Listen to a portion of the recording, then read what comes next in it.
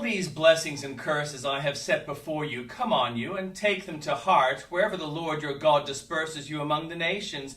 And when you and your children return to the Lord your God and obey him with all your heart and with all your soul, according to everything I command you today, then the Lord your God will restore your fortunes and have compassion on you, and gather you again from all the nations where he scattered you, even if you have been banished to the most distant land under the heavens. From there the Lord your God will gather you and bring you back. He will bring you to the land that belonged to your ancestors, and you will take possession of it. He will make you more prosperous and more numerous than your ancestors. The Lord your God will circumcise your hearts and the hearts of your descendants, so that you may love him with all your heart and with all your soul and live. The Lord your God will put all these curses on your enemies who hate and persecute you. You will again obey the Lord and follow all his commands I am giving you today. Then the Lord your God will make you the most prosperous in all the work of your hands and in the fruit of your womb, the young of your livestock and the crops of your land.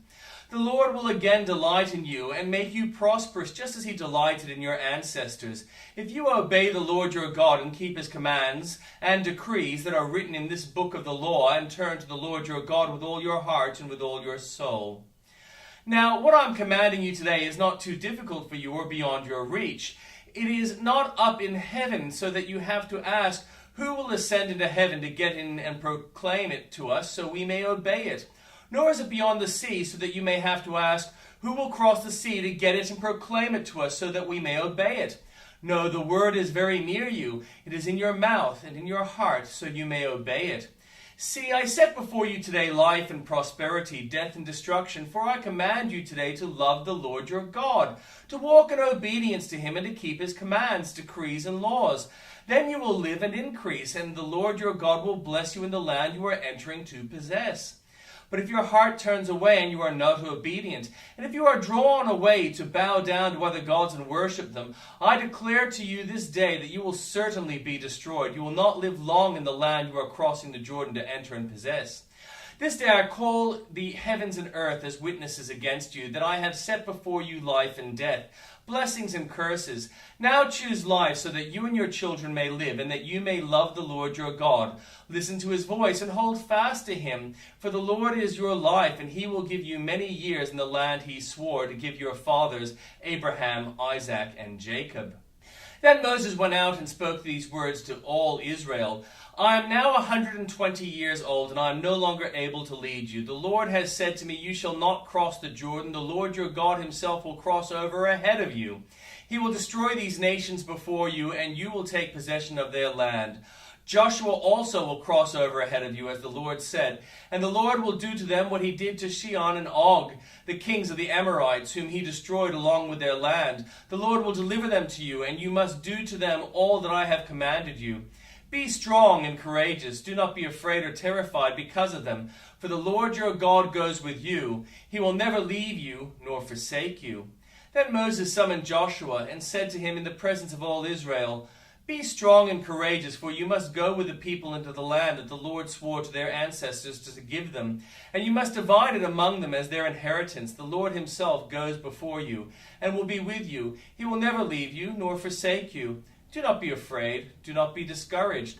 So Moses wrote down this law and gave it to the Levitical priests who carried the ark of the covenant of the Lord, and to all the elders of Israel. Then Moses commanded them at the end of every 7 years, in the year for canceling debt, during the festival of tabernacles, when all Israel comes to appear before the Lord your God at the place he will choose, you shall read this law before them in their hearing. Assemble the people, men, women, and children, and the foreigners residing in your towns, so they can listen and learn to fear the Lord your God and follow carefully all the words of this law.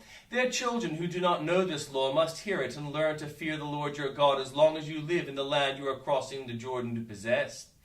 The Lord said to Moses, now the day of your death is near. Call Joshua and present yourselves at the tent of meeting, where I will commission him. So Moses and Joshua came and presented themselves at the tent of meeting. Then the Lord appeared at the tent in a pillar of cloud, and the cloud stood over the entrance to the tent. And the Lord said to Moses, you are going to rest with your ancestors, and these people will soon prostitute themselves to the foreign gods of the land they are entering. They will forsake me and break the covenant I made with them. And in that day I will become angry with them and forsake them. I will hide my face from them, and they will be destroyed. Many disasters and calamities will come on them, and in that day they will ask, have not these disasters come on us because our God is not with us? And I will certainly hide my face in that day because of all their wickedness in turning to other gods.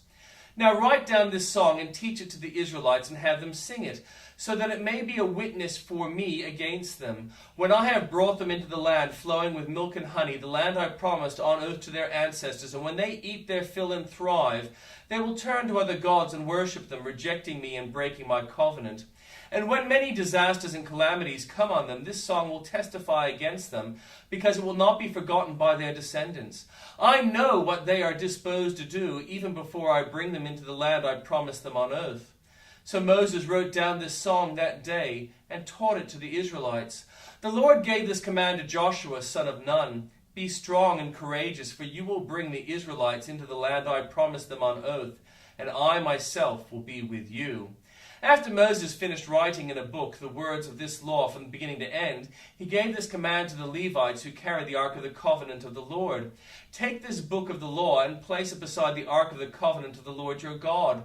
There it will remain as a witness against you. For I know how rebellious and stiff-necked you are. If you've been rebellious against the Lord while I'm alive and with you, how much more will you rebel after I die? Assemble before me all the elders of your tribes and all your officials, so that I can speak these words in their hearing, and call the heavens and earth to testify against them. For I know that after my death you are to become utterly corrupt, and to turn from the way I have commanded you. In days to come disaster will fall on you, because you will do evil in the sight of the Lord, and arouse his anger by what your hands have made. And Moses recited the words of this song from the beginning to the end, in hearing of the whole assembly of Israel. And the New Testament reading. Very early in the morning, the chief priests with the elders, the teachers of the law, and the whole Sanhedrin made their plans. So they bound Jesus and led him away and handed him over to Pilate.